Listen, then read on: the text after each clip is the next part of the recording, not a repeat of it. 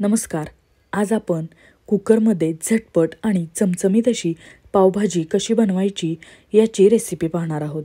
चला तर आता आपण रेसिपीला सुरुवात करूयात. इथे मी एक कुकर गरम करायला ठेवलेला आहे. यामध्ये साधारण 2 मोठे चमचे मी तेल घेतलेलं आहे. तेल छान गरम झालं की आपण यामध्ये 2 चमचे बटर घालणार आहोत. बटर आपल्याला मेल्ट करून घ्यायचं आहे.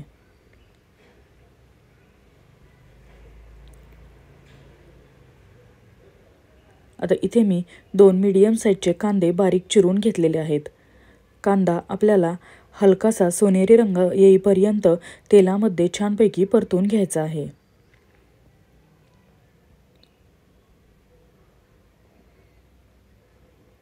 कांदा आपला हलकासा सोनेरी रंग आला की आपण इथे 2 चमचे आलं लसूण पेस्ट घालणार आहोत.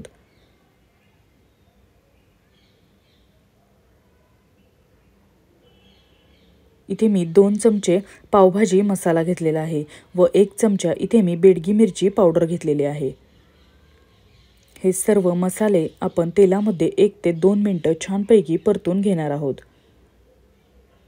यानंतर यामध्ये 4 मीडियम साईजचे टोमॅटो बारीक चिरून इथे मी घेतलेले आहेत. टोमॅटो पूर्णपणे सॉफ्ट होईपर्यंत आपल्याला मीडियम फ्लेमवर तेलामध्ये छानपैकी परतून घ्यायचं आहे. आता इथे मी चवीप्रमाणे मीठ घालत आहे. मीठ घातल्यामुळे टोमॅटो पटकन सॉफ्ट व्हायला मदत होते. 3 ते 4 मिनिटं टोमॅटो आपल्याला व्यवस्थित परतून घ्यायचा आहे.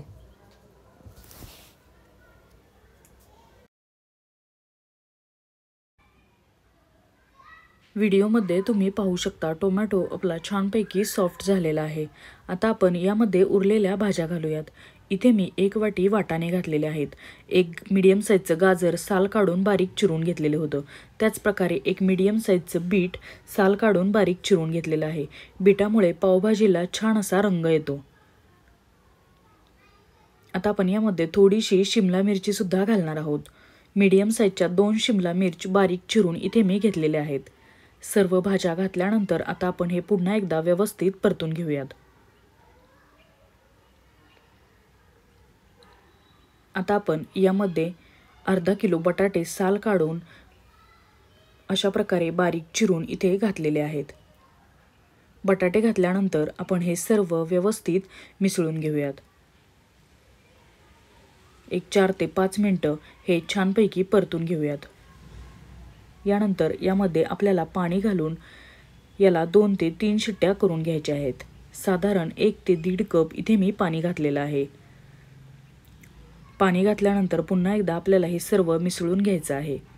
मीठ आपण अगोदरच घातलेलं आहे. आता आपण झाकण लावून याच्या 3 शिट्ट्या करून घेणार आहोत. अशा प्रकारे आपली पावभाजी एकदम झटपट तयार होते व चवीला अतिशय अप्रतिम लागते. एकदा अशा प्रकारे कुकरमध्ये नक्की ट्राय करून पहा. आपली पावभाजी रेडी झालेली आहे. आता आपण ही व्यवस्थित मॅश करून घेऊयात. पावभाजीला रंगसुद्धा अगदी सुरेख आलेला आहे. बीट घातल्यामुळे पावभाजीला एकदम लालसर असा छान रंग येतो. आपली पावभाजी एकदम रेडी आहे. व्हिडिओमध्ये तुम्ही पाहू शकता. आता आपण यावर बारीक चिरून घेतलेली कोथिंबीर घालूयात व हे सर्व व्यवस्थित मिसळून घेऊयात.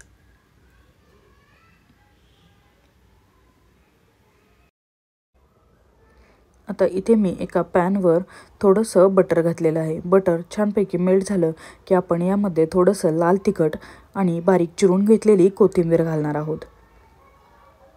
अर्धा सेकंद हे छानपैकी परतून घेणार आहोत व यानंतर यामध्ये आपण आपला मसाला पाव भाजून घेणार आहोत.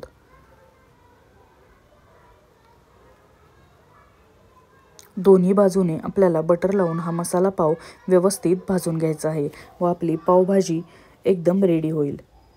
अशाच प्रकारच्या भरपूर स्नॅक्सच्या रेसिपी आपल्या चॅनेलवर अपलोड केलेल्या आहेत. त्यासुद्धा तुम्ही नक्की चेक करा. जर तुम्हाला ही रेसिपी आवडली तर प्लीज लाईक करा, शेअर करा. सातारकर माधुरी या यूट्यूब चॅनलला सबस्क्राईब करा.